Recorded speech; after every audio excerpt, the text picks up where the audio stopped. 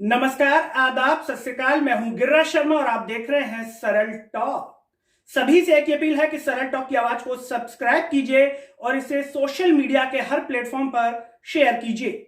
उत्तर प्रदेश की राजनीति के बाद मध्य प्रदेश की राजनीति भी अपना रंग बदलने की कोशिश कर रही है और इस रंग को बदलने की कोशिश हो चुकी है। मध्य प्रदेश में जगहों के नाम बदलने को लेकर के इस पर नेताओं के बयान आना शुरू हो गए हैं।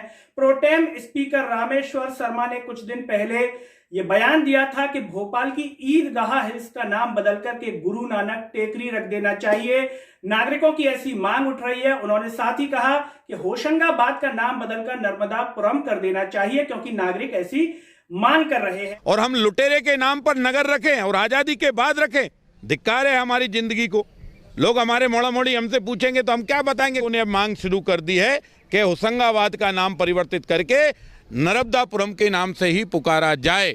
और आज इंदौर के सांसद शंकर लालवानी जी ने कहा कि खजराना जो गणेश मंदिर का नाम है उसे गणेश ही कर देना चाहिए, खजराना नाम नहीं होना चाहिए, ऐसा रहवासी मांग कर रहे हैं। पूरे देश का सुप्रसिद्ध गणेश मंदिर है और हम खजराना गणेश मंदिर बोलते हैं, पर वो खजराना बीच में आ जाता है, लेकिन है तो वो गणेश नगर। और वहाँ के लोग भी हमेशा आते हैं कि इसका नाम गणेश कॉलोनी किया जाए, गणेश नगर किया जाए। लेकिन इन बयानों के साथ कुछ सवाल पैदा हो रहे हैं और वो सवाल ये है कि इसके साथ ही जो नागरिक हैं वो कई और बातें भी कहते हैं। उन पर नेता, विधायक, सांसद ये सब एक्टिव क्यों नहीं होते। उदाहरण के तौर पर वर्तमान समय में युवा नियुक्ति की मांग कर रहा है। शिक्षक भर्ती वाले कह रहे हैं हमें नियुक्ति दे दी जाए, पटवारी कह रहे हैं हमें नियुक्ति दे दी जाए और बेरोजगार युवा कह रहा है कि हमारी एग्जाम को समय पर करा दिया जाए। ऐसे पर नेता एक्टिव क्यों नहीं होते, इतने क्रियाशील क्यों नहीं होते जितना कि वो नाम बदलने पर हो जाते हैं। हम ये नहीं कह रहे हैं कि नाम न बदला जाए, लेकिन क्या इसके साथ ये महत्वपूर्ण नहीं है कि रोजगार पर भी नेता उतने ही एक्टिव नजर आए। इस पर आपकी राय क्या है, आप कमेंट में बताएं कि नेता जितने नाम बदलने पर एक्टिव होते हैं क्या उनको रोजगार के मुद्दों पर एक्टिव नहीं होना चाहिए। इस पर युवा अपनी राय कमेंट में जरूर बताएं। साथ ही अब हम बात कर लेते हैं सबसे पहले सांसद शंकर लालवानी जी की। उन्होंने आज कहा है कि खजराना का जो नाम है वो गणेश नगरी रखा जाए क्योंकि भगवान गणेश का वहां पर मंदिर है। खजराना नाम कैसे आया इसका कुछ उन्होंने इस तरीके से कहा कि कुछ तालमेल नहीं बैठता है, गणेश नगरी नाम इसका होना चाहिए क्योंकि भगवान गणेश का मंदिर है। इसके साथ ही कुछ सवाल और पैदा होते हैं, क्या आने वाले समय में नामों की जिस तरीके से राजनीति चल रही है क्या यह भी हो सकता है कि जो विधायक, जो सांसद जिस क्षेत्र में रह रहा हो उस क्षेत्र का नाम उस विधायक या सांसद के आधार पर कर दिया जाए। उदाहरण के तौर पर अगर हम बात करें सांसद शंकर लालवानी जी की, वो जिस एरिया में रहते हैं, जिस क्षेत्र में रहते हैं, क्यों ना उसका नाम शंकर नगर हो सकता है भविष्य में। इस पर आप अपनी राय बताएं। क्या साथ ही साथ ऐसा भी हो सकता है कि जो नेता जो भ्रष्टाचारी है, जो भ्रष्टाचार में लिप्त पाया जाता है और उसका नाम कहीं तालमेल नहीं बैठता हो, तो क्या उसका नाम भी सरकार बदलने के लिए कोई नियम कानून ला सकती है कि इस नेता ने भ्रष्टाचार किया, अब इसका नाम बदल देना चाहिए। क्या इस प्रकार की व्यवस्था भी आने वाले समय में हो सकती है? ये सबसे बड़ा सवाल है क्योंकि जिस तरीके से नाम बदलने की राजनीति पूरे देश में चल रही है, चाहे हम उत्तर प्रदेश की बात करें, हम मध्य प्रदेश की बात करें, महत्वपूर्ण रूप से उभर करके सामने आ रही है। साथ ही साथ कुछ सवाल और भी खड़े कर रही है, क्या ये नाम बदलने की राजनीति अन्य मुद्दों को दबाने की कोशिश भी हो सकती है? इस पर आपका क्या कहना है? क्या ऐसा भी हो सकता है कि ये जो राजनीति चल रही है ये अन्य मुद्दों को दरकिनार करने की कोशिश होती है?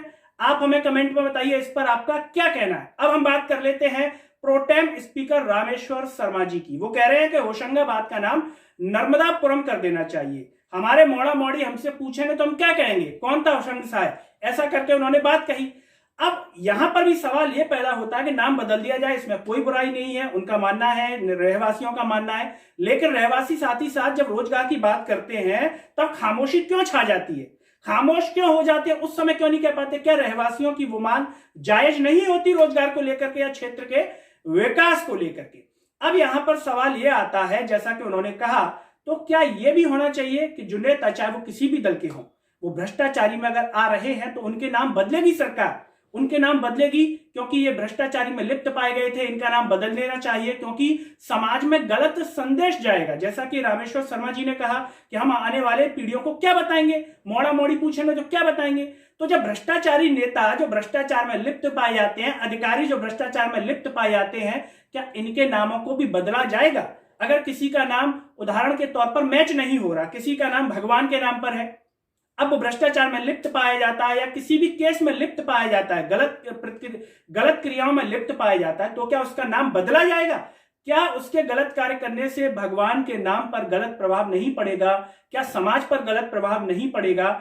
ये एक सवाल है। इस पर आप अपनी राय बताएं, क्या ऐसा होना चाहिए या नहीं होना चाहिए?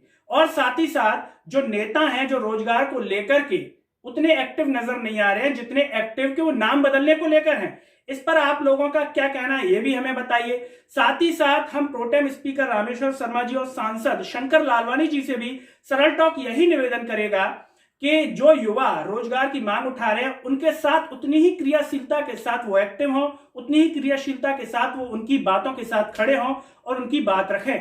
बहरहाल हम आपको बताना चाहते हैं कि खजराना गणेश जो मंदिर है उस पर इतिहासकारों का क्या कहना है। खजराना जो नाम था वो होलकर वंश जब एक कुएं में अपना खजाना रखते थे, तो वहां से कुछ इतिहासकारों का कहना है कि वो नाम खजाना वहां से आया और खजराना नाम हो गया। साथ ही साथ वहां पर दरगाह थी खजराना नाम की, वहां से खजराना नाम आया, ऐसा इतिहासकारों का कहना है। इसमें कितना सही है कितना नहीं है ये चर्चा का विषय है, लेकिन इतिहासकार उसके नाम को लेकर के इस तरीके से अपनी राय रखते हैं।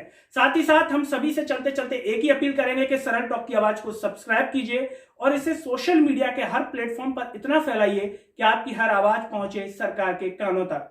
मुझे दीजिए इजाजत, नमस्कार।